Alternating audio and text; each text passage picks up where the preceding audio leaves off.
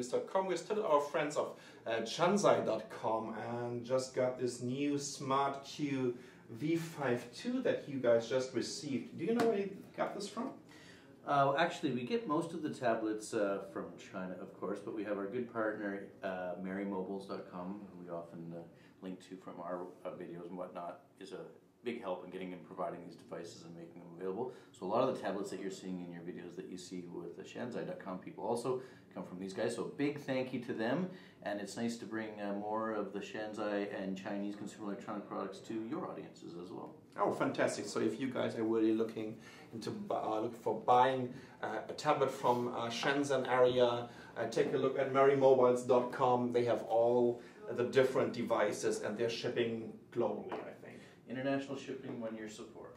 Okay, fantastic. So support these guys if you're interested in these platforms. Let's take a quick look at the SmartQ V5-II. Some of you might remember the SmartQ V5 that we already reviewed a couple of months ago. You know what the super interesting thing about this device is? It's dual boot. So it's not only booting into Android, it's also booting into Ubuntu Linux. But you know what? We're going to take a look at the Ubuntu Linux installation on here in a separate video. So first of all, I would like to boot up Android.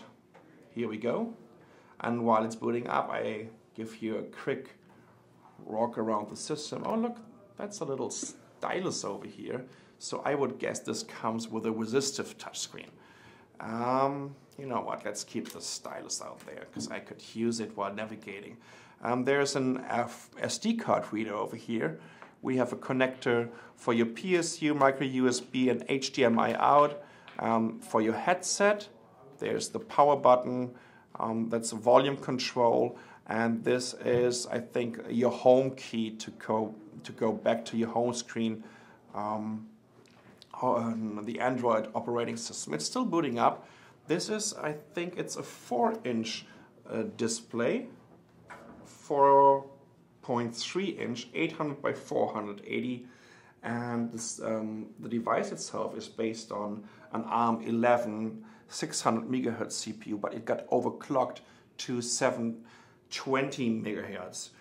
It has 256 megabytes of RAM, and I'm not so sure about the flash memory, but I think it was like 4 gigabyte. It supports lots of video codecs, and it can run 1080p videos, AVI, MKV, MOV, you know, you name it, WMV, MPEG, MP4, whatever. It can pretty much playback everything. So this might be more like a personal media player.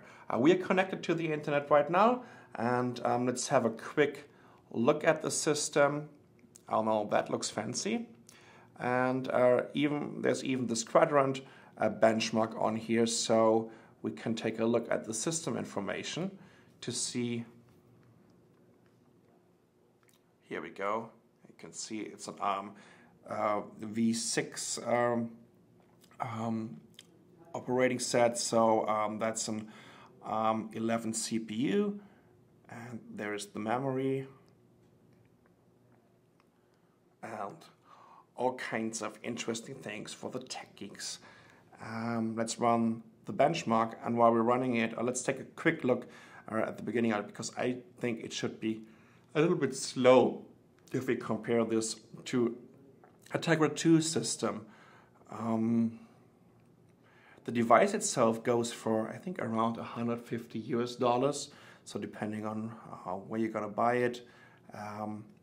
But this is, of course, for a personal media player, because I wouldn't really call it a tablet.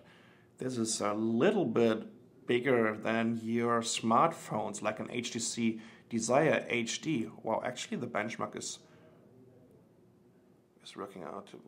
It looks pretty fast how it's going through the whole benchmark procedure, but you can already see that the GPU performance of it is definitely not comparable to an NVIDIA Tegra 2 system, so it's just, you know, when we take a look at the frame rate, it is pretty slow. So I would guess like a result of maybe 700, 800 points, Let's see, because this is the last little graphic benchmark.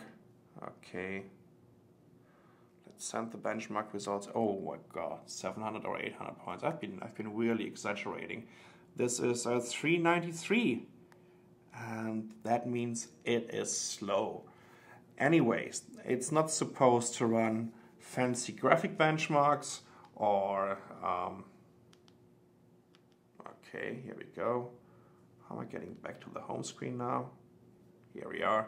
It's supposed to do video playback, and that's what we're going to check out right now. Is there any video player here?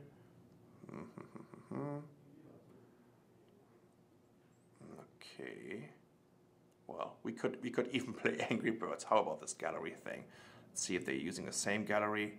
Oh wow! It's looking for some files on an external SD card. We have no media right now on here, but how about taking a look at the special Christmas edition of Angry Birds that just came out and see how this is performing. So all I can tell you right now is, because I don't have, well actually I do have an SD card with some video files. Problem is I don't have the converter to get the micro SD card into this device right now. Just trust me, it can do 1080p video playback, and it can definitely also play Angry Birds. Here we go. Yeehaw! So that works out, and of course, I mean, you don't need a lot of CPU performance and GPU performance to play Angry Birds, but you definitely need a stylus to be very accurate, because this is a resistive touchscreen.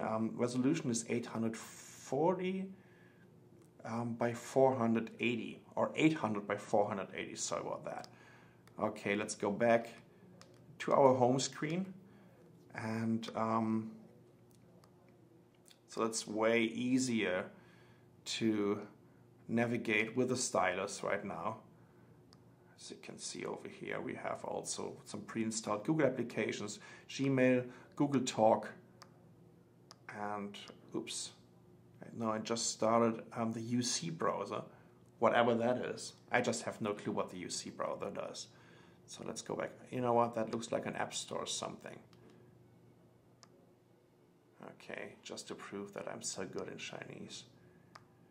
Anyways, yeah, first impression of the SmartQ V5-II. If you're looking for a very, very cheap PMP, take a look at this one over here, because I think it's, in terms of form factor, a pretty interesting device, even though that I'm doubting it will be competitive if you're comparing this to the new Arcus 4-inch and 3-inch systems, because they are cheaper and they have way more performance due to their ARM Cortex A8 platform. This is the SmartQ V5-II, and I'm Sasha for netbooknews.com. Thanks for watching.